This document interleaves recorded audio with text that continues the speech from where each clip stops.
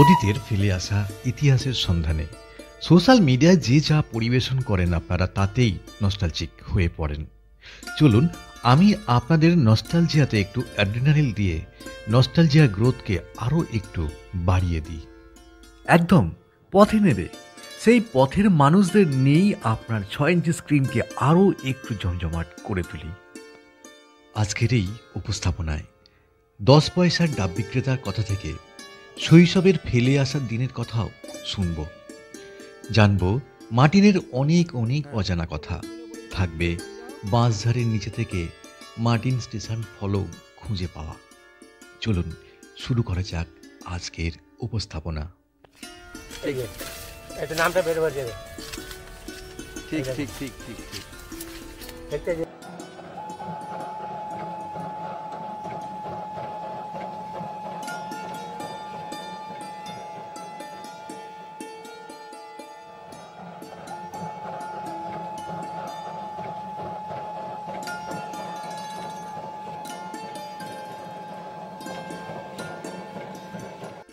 আমতার বিখ্যাত ছিল পান্তুয়া, যে পান্তুয়া সকালবেলা ছাড়া পাওয়া যায় না।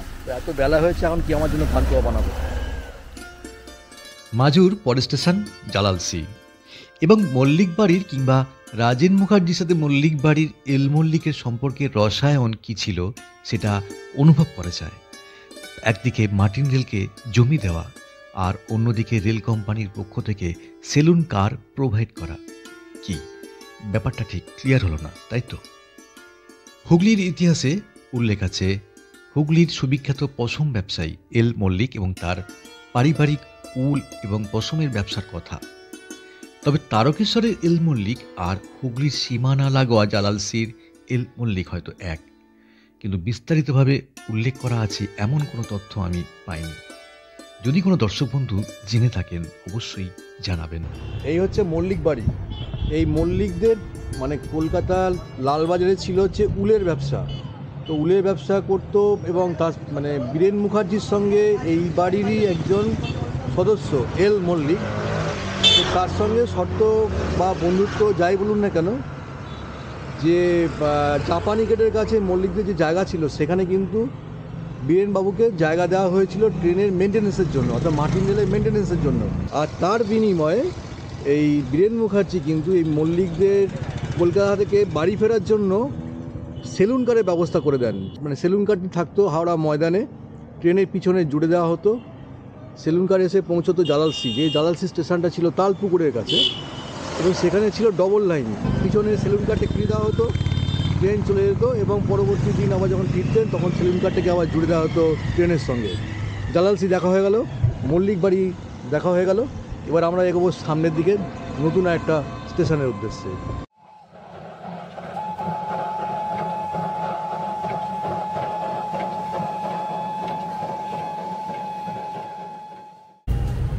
মার্টিনের জালালসির পর স্টেশন ছিল হচ্ছে পানপুর। পানপুর বাজারের মধ্যেই হচ্ছে এই যে ক্লাব ঘর এখন বর্তমানে ব্যবহার হচ্ছে, এটি ছিল মার্টিনের স্টেশন। এবং এই ঘর ওই পাশের ঘর।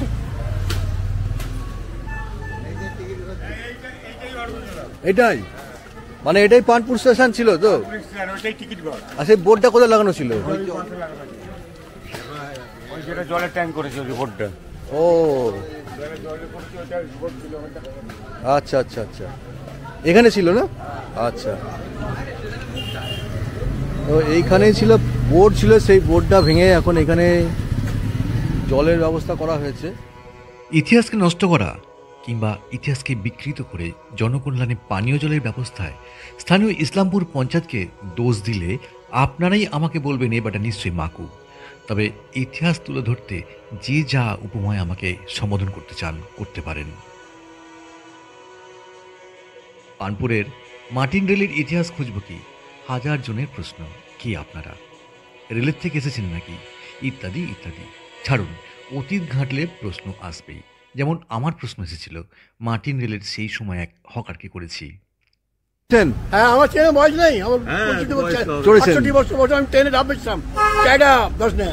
আচ্ছা, হকারি করতাম। আর ইয়ে কারা করতো? ওই খইচুর মাজুর বুড়ো একটা মাজুর দোকানটা, তো যে দোকানটা আছে দোকান আছে মা সাইডে, ওটা এখন অন্য মিষ্টি দোকান হয় না, অন্য দোকান হয়েছে। চপ টপ ভাজি এখন বোধ হয়। যাও তখন কত করে নিতেন ডাব? ডাব 10 টাকা বেচতাম, 3 টাকা 4 টাকা কিনতাম, 3 টাকা 4 টাকা কিনতাম, 10 টাকা বেচতাম। আবার জামের খিল নিয়ে এখানে ভাঙতাম, এটা জামের খিলি 2 টাকা, মাটিন থেকে কয়লা চুরি করে বেচতাম। 8 আনা কয়লা কিনলাম, 40 টাকা দিলাম, 2 টাকা টোটা করে, 10 টাকাও তো কম, ড্রাইভারকে দিয়ে নিয়ে নি। এখন ডাব কত? এখন ডাব 50 টাকা। আপনার এখানে 50, আমাদের শহরের দিকে যান 100 নিচে পুরো ডাব নেই। 80, 100, 80, 100 এইদিকে ডাব কম এখনো। তখন ডাব বেচতাম। এইখানে মানে টিকিটটা দেওয়া হতো এখান থেকে। আর এখানে কোনো কোয়ার্টার ছিল কি? হ্যাঁ, কটা ছিল ওই যে? ওটাও কটা ছিল ওই যে? না, ওইটা ছিল ওই যে বুটকে ছিল 4 জন করে কি? পাকা।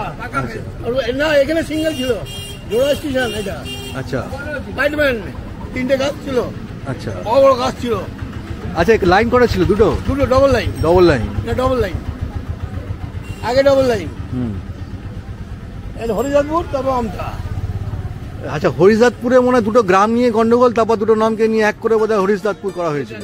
হ্যাঁ, হরিদাসপুর। ভাই ভাইয়ের ঝগড়া এ তো দেখেইছি আমরা, পাশের বাড়ি ঝগড়া, এগুলো তো কমন ব্যাপার।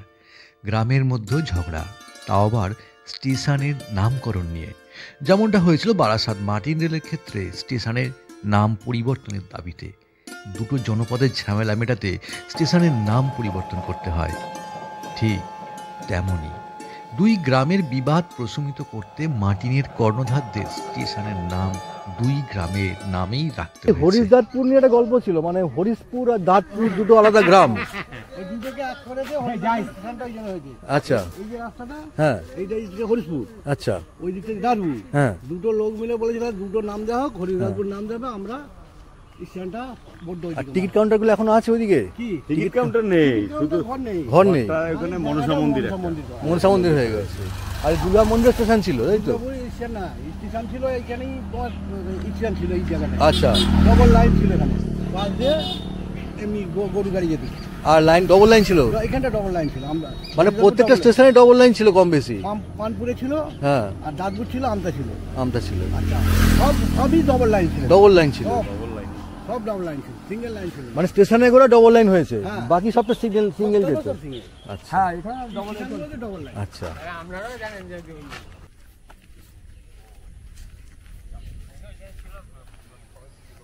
কোথায় পড়ে আছে? কোথায়? এইখানে চা পড়ে আছে, এবার চেয়ে মাটিতে পরিষ্কার করে হাওড়া আমতা মার্টিন রেলের এই ব্রাঞ্চের লাস্ট এপিসোডে এসে মনটা সত্যি বিষণ্ণ। মার্টিনের ইতিহাস সহজেই মুছে যাবে, এটাই স্বাভাবিক। কোথাও দোকানঘর, কোথাও ক্লাব, কোথাও বা পার্টি অফিস, স্টেশন ফলক আছে, কোথাও বা গোয়াল ঘরে, কোথাও বাঁশঝাড়ের ঝোপে। থাক, সাবধানে জানো, দরকার কি আছে, থাক। স্টেশন বোর্ডটা ও যে ওইখানে পড়ে আছে। বোর্ডটা দেখে দে, এই যে বোর্ড বেরিয়েছে। আচ্ছা, ওইখানটা না? ও, আপনারা দেখেছেন ট্রেন? হ্যাঁ, আমি আমার মাথা কাটা।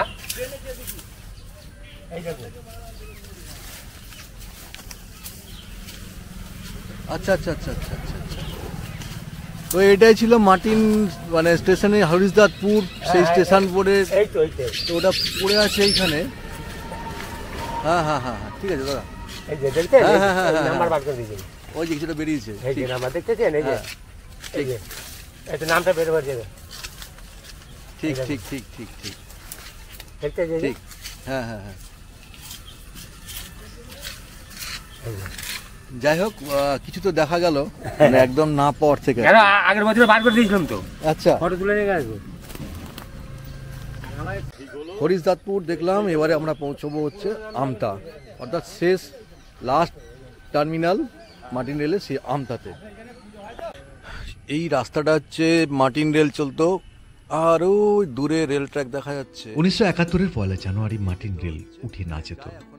যদি সেই সময় কংগ্রেস সরকার অধিগ্রহণ করত, তবে এই পথ ধরেই হয়তো আরও কিছু বছর চলত মার্টিন রেল। গুগল ম্যাপের সাহায্য নিলে পরিষ্কার বোঝানো যাবে মার্টিন রেল চলত কোন পথে, আর আজকের আমতা ব্রডগেজ চলে কোন পথে।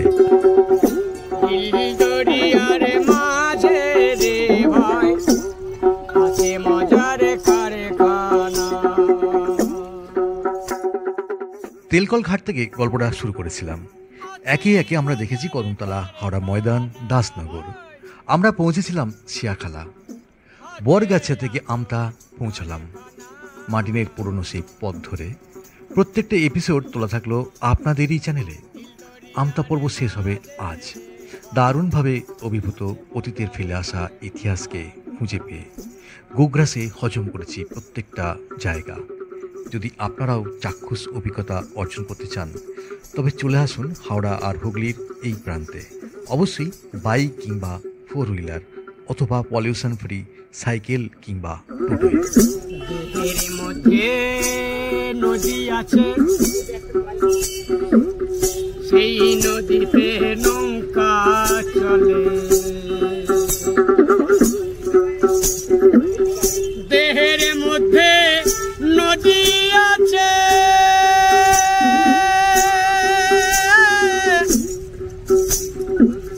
সেই নদীতে নৌকা চলে। 6 জনেতে ঘুমটা নিচে হাল ধরেছে একজনা। লরিয়ারে মাঝে রে ভাই, মজার কারখানা।